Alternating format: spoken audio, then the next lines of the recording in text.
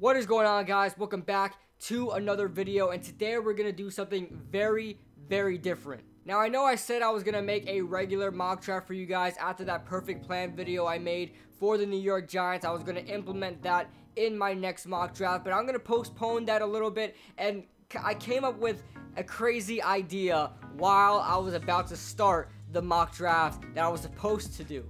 Now, while I was doing that, I was just thinking about all the worst possible scenarios that the Giants can possibly do in the draft, and I was just like, maybe I should make a mock draft on exactly what I wouldn't want to happen, the worst possible plan. I made the perfect plan, now let's make the worst plan. So, let's start off with our picks. Now I'm going to throw up all the picks right now. You guys are looking at it, all of it right now, and I know most of you guys are probably cringing. You guys are like, what are you thinking? But keep in mind, that's exactly what I want from you guys. That's the exact expression I want from you guys. Now, this is the worst possible plan that I have. A lot of you guys may even agree with some of these picks. A lot of you guys that are so high on Dwayne Haskins might want us to trade up. A lot of you guys that love DK Metcalf might want us to get DK Metcalf at 17. And people like Jalen Ferguson and things like that. I will explain exactly why I do not like these picks in this video. So let's get right on to it. So first up, you may notice I have Dwayne Haskins going at number 3 to the New York Giants. That means the Giants had to trade up, and they gave up their 6th overall pick to the Jets, as well as their 37th overall pick, which is this year's 2nd round pick, and their 2020 2nd round pick. I thought that was the most fair right now, looking at the draft chart. That, you know, the draft chart, a lot of you guys don't even know what that is, but it's the draft value chart on what is a fair trade, what is not a trade. These GMs actually go by a point system on what, you know, how trade value should be determined.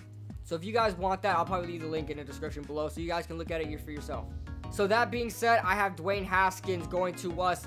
We have to trade our 1st round pick, our 6th overall pick, and our 2nd round pick, which is very crucial. That 2nd round pick is going to be another great player for us later on in this draft. So we're giving up all of that, 2 picks. And we still have our 17th overall pick, but we're still giving up those 2 picks for Dwayne Haskins.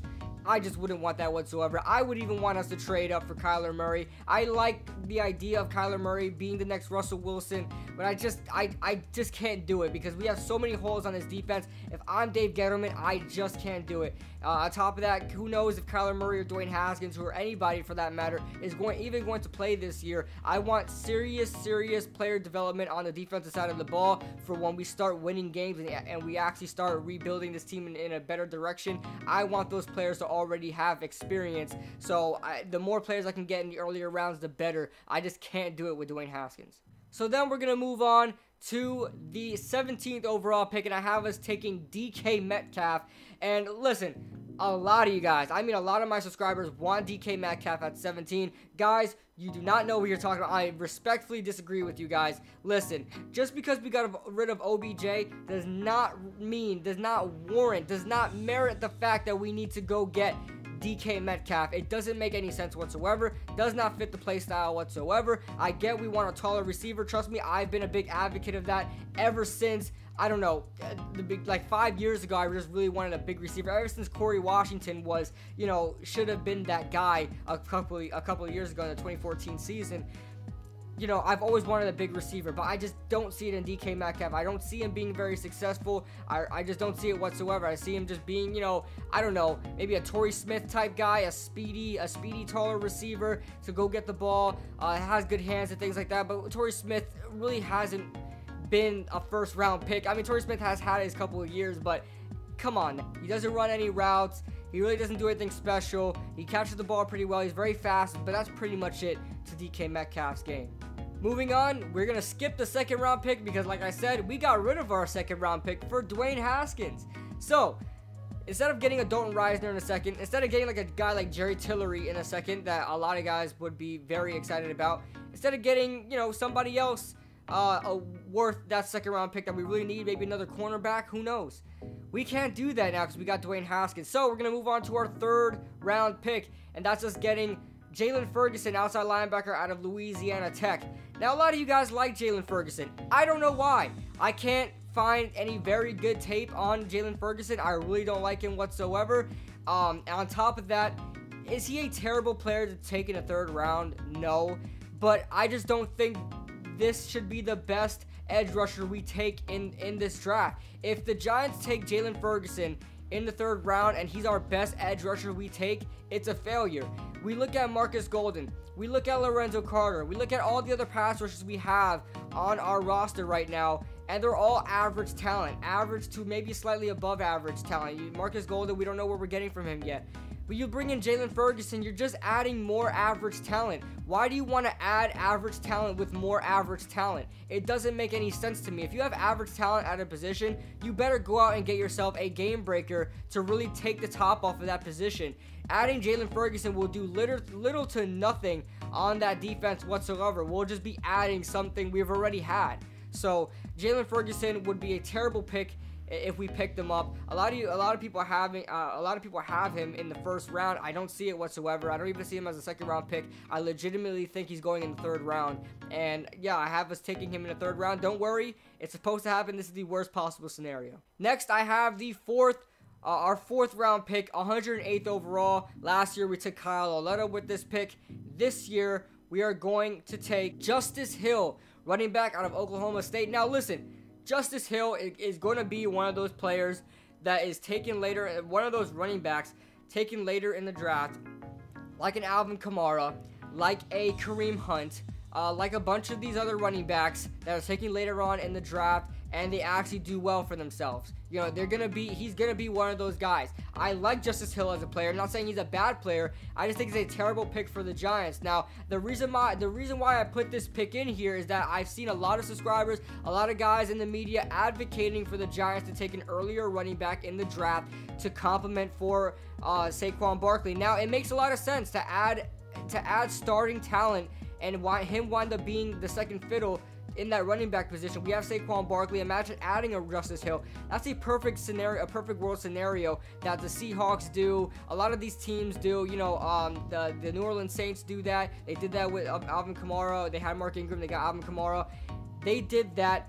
But they had little to no holes in other positions. You look at the New York Giants right now. We need defense. We need offensive line. We need a lot of these positions. And taking a fourth round pick on a running back is a luxury pick. That's something you do if you don't really have many options on the board and you need to double down on a position that you're already in strength with, and that being the running back position. And it just doesn't make sense for the Giants in this draft to do that. Now, I am all for getting a running back in this draft, but I'm for the 5th to 6th round range. Fourth round is not where you should go. We have 2 fourth-round picks in this draft. You do not waste one on a running back in this draft. I'm not taking Justice Hill, but in this draft, this is the worst scenario possible. So I have Justice Hill being taken to the Giants with the 108th overall pick. Next, this is our second fourth-round pick. I have the Giants taking up Kaleb McGary, offensive tackle out of Washington. Now, he's strictly a run blocker type guy. We don't really need as much run blockers as we do a pass blocker, so I think this would be a bad scenario for the Giants, and especially addressing this position like offensive tackle so late in the draft already. This is our second, fourth round pick, and we're taking Kaleb McGary. Should not happen. Will not happen. I don't think it will, but this is another, like I said, this scenario is realistic. It's not completely unrealistic. I made this realistic as I can, and you know, it could happen that we finally address the position late in the draft. This would be a terrible move. This guy has short arms. He's more of a run blocker type guy. He's more suited for the guard position, but a lot of people have, a lot of websites have him projected as a 4th to 5th round pick, and I think this would be a very bad pick for the New York Giants. Next up, we have our first out of 3 5th round picks. The 142nd overall pick, I have the Giants taking Derrickbaity, the cornerback out of Kentucky. Now, watching Josh Allen on film, I've done a film study on him. If you guys haven't watched that, I'll link it. Maybe I'll put a card up above. But watching Josh Allen on film, I've got to see a lot of that defense, and I got to see a lot of that secondary, and the secondary is just not good. I'm not a big fan of that Kentucky secondary. Maybe the best one out of there is Lonnie Johnson. Very big frame, 6'3" type guy, 6'3", long, lanky corner. Strictly going to be playing outside, and that's exactly what we need. So that being said, I would have probably taken Lonnie Johnson in this situation, but this is the worst possible scenario, like I said. And I have us taking Derrickbaity, probably the worst out of those guys, like a Mike Edwards, like a Darius West, like a Lonnie Johnson. I'm going to have us taking Derrickbaity, cornerback out of Kentucky. Not very good, very slow reaction time, very slow acceleration. Just everything about him is slow, stiff hips, everything like that. Just not a good corner, and this is exactly the kind of draft stock that he has. So I can imagine a team falling for him and wind up grabbing him here in the 5th round, and just not a good look. Not a good look at all for the Giants. Next, we have the 143rd overall pick. This is a consecutive pick. Now, in the draft, I completely expect the Giants to move one of these picks, whether that be the 142nd or 143rd, or maybe even take out both of them and try to move up back into the 3rd round with those 2 picks. Maybe that's possible, but I just don't. In this situation, is the worst possible scenario, so they stick with that. But I honestly do believe that the Giants are going to take out one of those 2 picks. I don't think they're going to choose consecutive picks. It doesn't happen in the draft very often. So I have the Giants doing that, and them taking Cameron Smith, the inside linebacker out of USC. I really don't like Cameron Smith. Not a very good tackler. He's one of those bigger guys, slower guys, in my opinion. Kind of those, I don't really know, like, just smaller but slower type guys. I just don't like Cameron Smith at all. That being said, I have the Giants addressing inside linebacker late in this draft. Like I said, not a terrible spot to choose Cameron Smith, but it's a terrible spot to address the inside linebacker position when we already have Alec Ogletree. We already have B.J. Goodson. Remember, you're trying to replace B.J. Goodson. Why would you get a player later on in the draft? B.J. Goodson was drafted in the 4th round. Why would you go out in the 5th round and try to replace him with Cameron Smith in the 5th round? Doesn't make any sense. So this is a nonsensical type draft. So that being said, Cameron Smith to the Giants at 143. Next, we're moving on with our last 5th round pick, the 171st overall pick. We had the Giants taking Kingsley Keke, defensive tackle out of Texas A&M. Now, this is probably the best player I like as far as value in this draft that I made. Now, this is actually a pretty good player.